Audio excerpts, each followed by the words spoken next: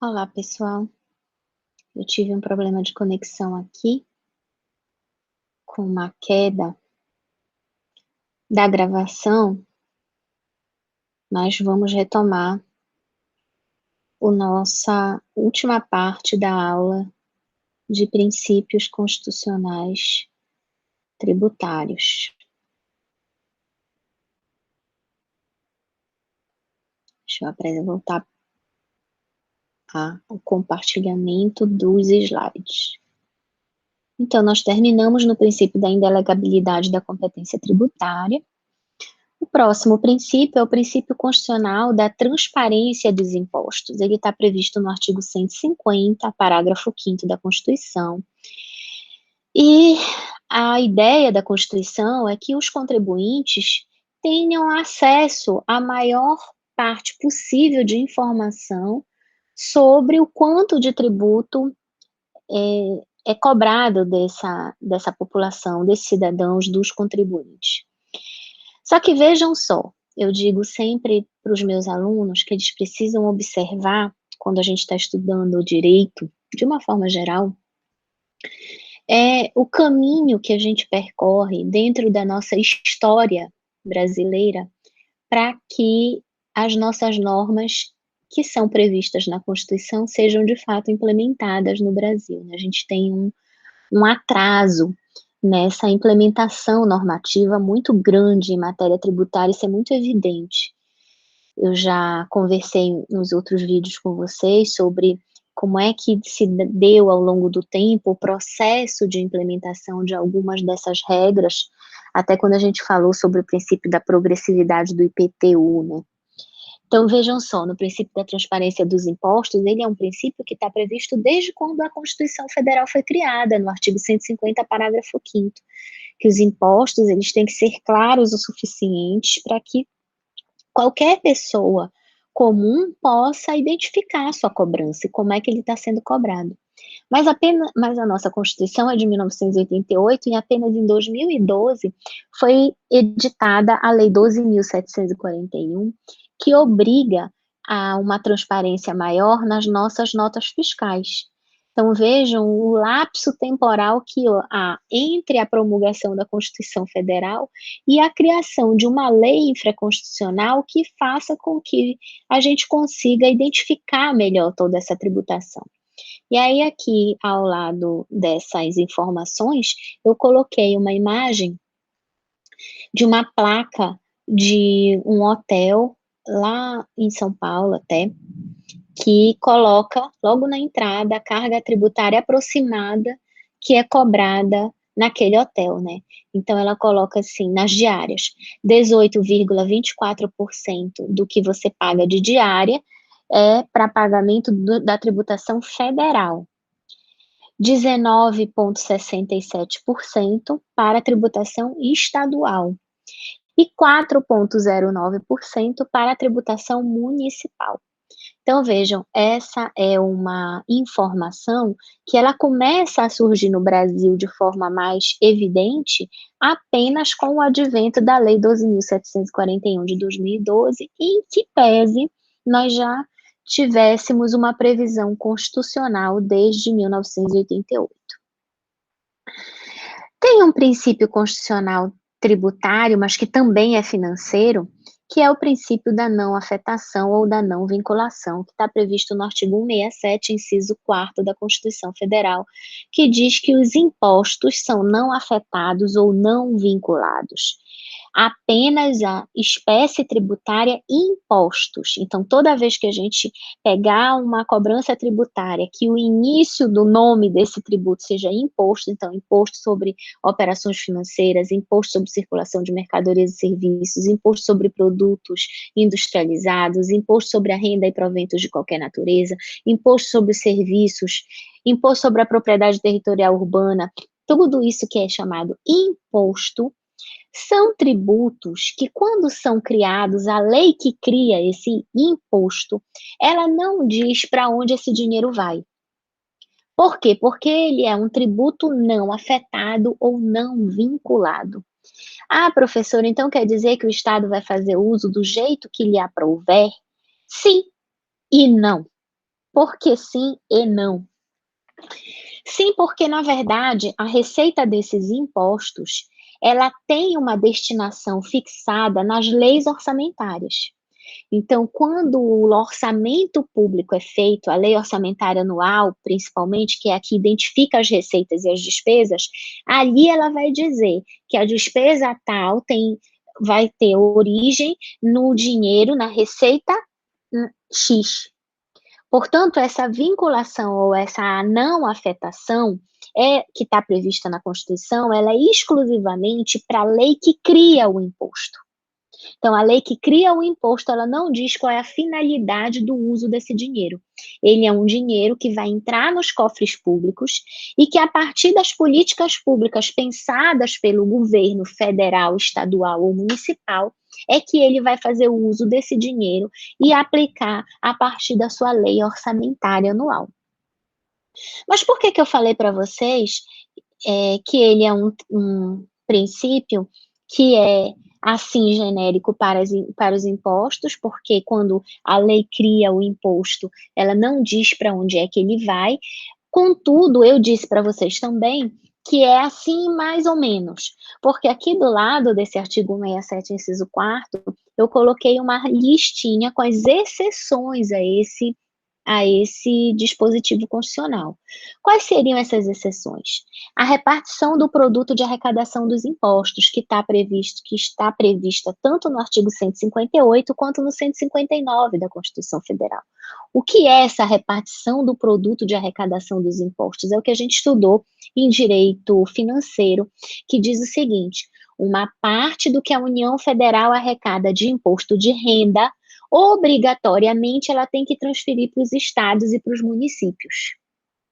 Uma parte do que ela arrecada, do que a União arrecada com IPI, que é o Imposto sobre Produtos Industrializados, obrigatoriamente ela tem que repartir para os estados e para os municípios.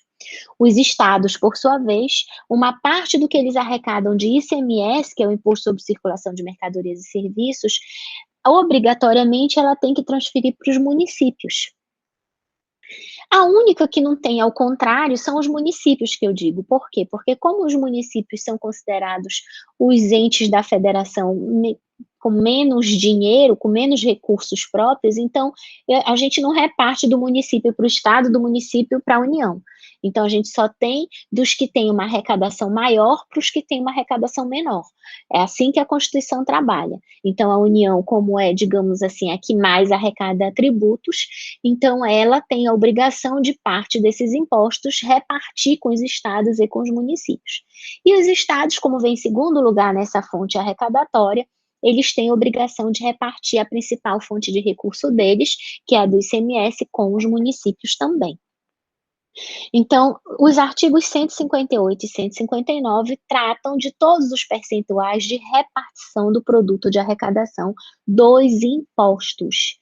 Portanto, em que pese quando eu tenho uma lei infraconstitucional que cria um imposto, essa lei não poder dizer para onde é que esse dinheiro vai, parte desse imposto pode já ter uma destinação específica em razão de previsões constitucionais. Então, não é que a lei que criou disse para onde ele vai, é que a Constituição já disse para onde ele vai. Então, por isso esses artigos 158 e 159, que repartem o produto da arrecadação de alguns impostos, são consideradas exceções ao princípio da não afetação ou da não vinculação. É também importante registrar já nesse momento, e é algo também que eu sempre falo quando eu estou dando aula de direito financeiro, que dentro dessa parte da repartição do produto de arrecadação dos impostos, nós temos uma questão de competência bem interessante. Por quê? Porque, vejam, o imposto sobre a renda e proventos de qualquer natureza, ele é um imposto, como eu estou falando desde a nossa primeira aula de direito tributário, desde o nosso primeiro vídeo aula, que é de competência da União Federal, de instituir, fiscalizar e cobrar. Só que como eu tenho a repartição do produto da arrecadação desse imposto sobre a renda, ou seja, uma parte do que a União arrecada vai para os estados e uma parte vai para os municípios, existe também uma previsão na Constituição que diz o seguinte: como os estados e os municípios têm direito a uma parte do produto da arrecadação do imposto de renda Todas as vezes que o Estado ou o município for pagar um dinheiro para um servidor público seu, do que eu estou falando? Digamos que eu fiz concurso para a Procuradoria do Estado. Então, eu passei a ser remunerada pelo Estado do Pará.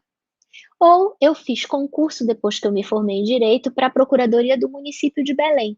Eu passei, portanto, a receber, a oferir renda a partir do exercício da minha profissão na Procuradoria do município de Belém. Quem vai me pagar, portanto, é o município de Belém. Pois bem, quando eu passo a receber essa remuneração, seja do Estado, seja do município, a fonte que está me pagando esse salário é ou o Estado ou o município, dependendo do concurso que eu fiz e para o qual eu me vinculei. Essa fonte que me paga, ela precisa reter nela o imposto de renda que eu tenho que pagar.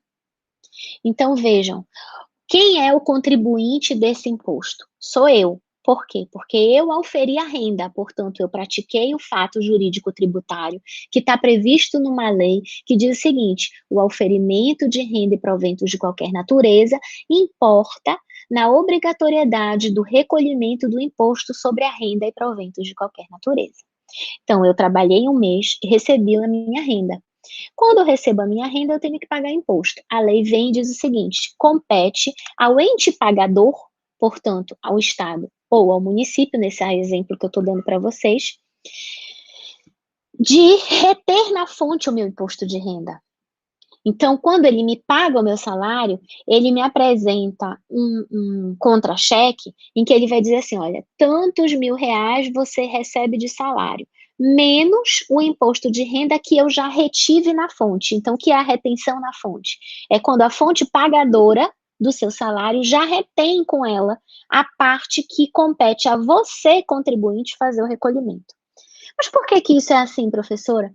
Porque existe uma regra no Código Tributário Nacional, que diz que é possível a transferência de responsabilidade de recolhimento do tributo para um outro ente, de modo a facilitar a fiscalização. Então, vejam, é muito mais fácil para Receita Federal fiscalizar o Estado do Pará do que fiscalizar cada um dos servidores públicos do Estado. Então, ela transfere para o Estado do Pará a obrigatoriedade de recolher o imposto sobre a renda e proventos de qualquer natureza de cada um desses seus servidores. Do mesmo jeito, no município. É mais fácil para a Receita Federal fiscalizar o município de Belém. Então, ele vai transferir a responsabilidade pela retenção na fonte, pelo recolhimento aos cofres públicos do imposto de cada um dos servidores do município de Belém. Observem bem.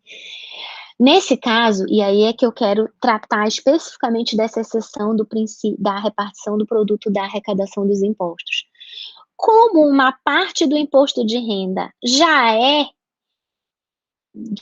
já vai passar a titularidade do Estado ou do município por conta desses artigos 158 e 159 da Constituição Federal, que obrigam a União a transferir esse dinheiro para os estados e para os municípios, parte dele. Então, uma parte fica com a União, a outra parte ela reparte, ela manda para o Estado, a outra parte para o município. Então, a Constituição já vem e facilita e diz assim: olha só, Estado do Pará, Estado de São Paulo, todos os estados que compõem a federação, todos os municípios que compõem a Federação Brasileira. No momento em que vocês retiverem o imposto de renda dos seus servidores na fonte pagadora, em você, esse recurso passa a ser uma arrecadação própria sua. Então, ao invés da União, do Estado ter que repassar esse produto da arrecadação para a União, ele já fica com ele diretamente. Ele não precisa transferir esse recurso para a União, porque já é a parte dele, digamos assim, dessa repartição do produto da arrecadação dos impostos. Bom, a outra exceção que eu coloquei aqui nessa listinha ao princípio da não afetação ou da não vinculação, que está previsto no artigo 67, inciso 4º, é o da destinação à saúde, que está previsto no artigo 198 da Constituição Federal. Então, a Constituição Federal ela estabelece que uma parte do produto da arrecadação de determinados impostos obrigatoriamente tem que ser destinado à saúde. Assim como o artigo 212 prevê que uma parte será destinada à educação. Outra parte será destinada às atividades tributárias, que está previsto no artigo 37, inciso 22 da Constituição Federal. Que são essas atividades tributárias? Atividade de fiscalização, de cobrança dos tributos, ou seja, a organização e o funcionamento da Receita Estadual, da Receita Municipal, da Receita Federal, como órgão que realiza uma atividade administrativa de fiscalização e cobrança desses tributos.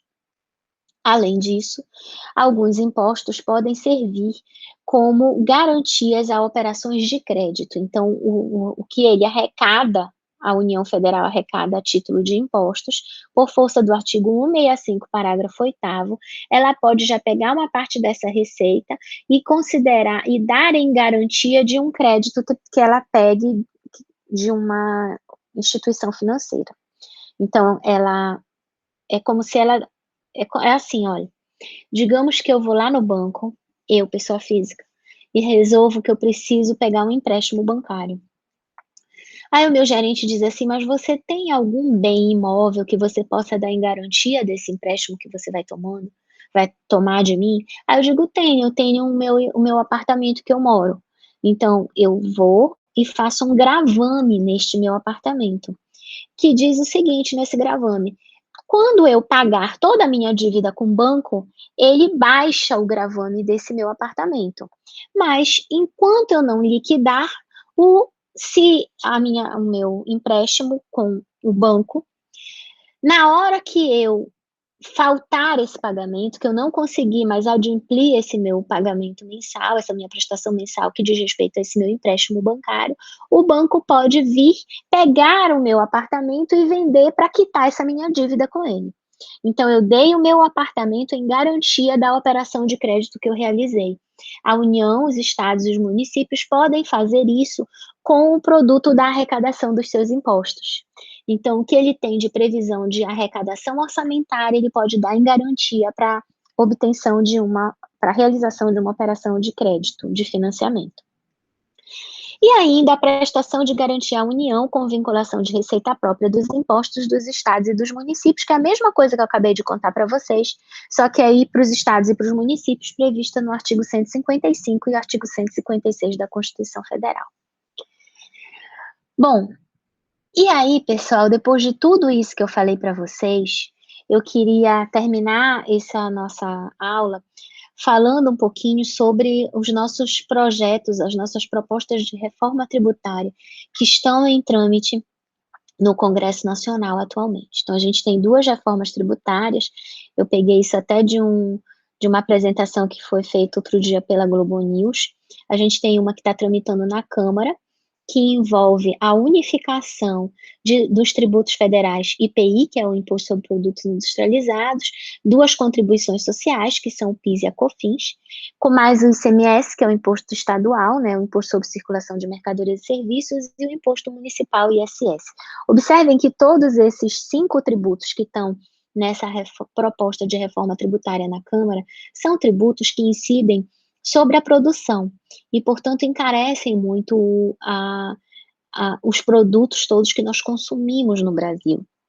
Então, essa é uma proposta de reforma tributária que unificaria esses tributos. A que está tramitando no Senado, ela é mais ampla, porque ela envolve o IPI, que é o Imposto sobre Produtos Industrializados, o IOF, que é o Imposto sobre Operações Financeiras, PIS, PASEP, COFINS, Salário e Educação e a CID, que é a Contribuição de Intervenção no Domínio Econômico, que são todos de competência federal, mais o ICMS estadual, mais o ISS municipal, mais o ICMS estadual. Portanto, todas as reformas que nós temos hoje tramitando no Congresso Nacional são reformas que importam em unificação de tributos que incidem sobre a produção. E isso aí é para vocês verem a dificuldade que nós temos, portanto, de fazer com que essas reformas sejam de fato aprovadas. Porque como cada um desses tributos pertence a um ente da federação diferente, a gente precisaria sentar todos os entes que compõem a federação numa grande mesa de negociação para poder deliberar como é que cada um cederia um pouco da sua arrecadação, do seu poder próprio de arrecadação, para unir tudo num tributo só. Mas vejam, por que que a gente precisa realmente realizar uma reforma tributária? Porque aí eu também peguei um outro slide que foi produzido também pela Globo News, mas que tem como fonte o INSPER, que diz: olha só, o quanto de arrecadação de ICMS a gente teve em 2019 por todos os estados que compõem a federação, 622 bilhões, né? E ao mesmo tempo que a gente tem toda essa arrecadação de 692 bilhões só de ICMS pelos estados, a gente tem 629 bilhões só de briga na justiça sobre ICMS. Então vejam que a quantidade de ações judiciais que nós temos hoje no Brasil envolvendo matéria tributária, ela praticamente se equipara ao quantum de arrecadação que os estados possuem. Daí porque a gente precisa, de fato, sentar para discutir uma reforma tributária. O problema é quando, como, de que forma, né? Essa é uma discussão que a gente tem tido agora, sobretudo nessa fase de pandemia que nós estamos vivendo. Será que esse é o momento para a gente pensar numa reforma tributária? Ou esse é um momento que a gente primeiro tem que dar conta da saúde pública e da saúde econômica? E aí sim, nesse caso da saúde econômica, necessariamente a gente tem que passar pela reforma tributária. Então a gente está vivendo meio que uma escolha de Sofia nesse momento, né?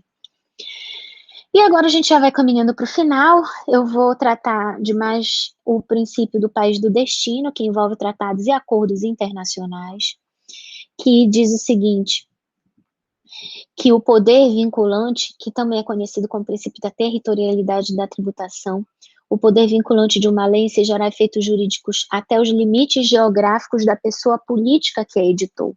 Isso quer dizer que se eu vou para fora do Brasil e gasto dinheiro lá, nesse outro país, eu não tenho por que ficar pagando imposto sobre circulação de mercadorias nesse outro país, por exemplo. Né, o que, digamos, se eu for para a Europa ou se eu for para os Estados Unidos, um imposto sobre o valor agregado. Então, que lá substitui, digamos assim, todos esses nossos tributos que incidem sobre a produção.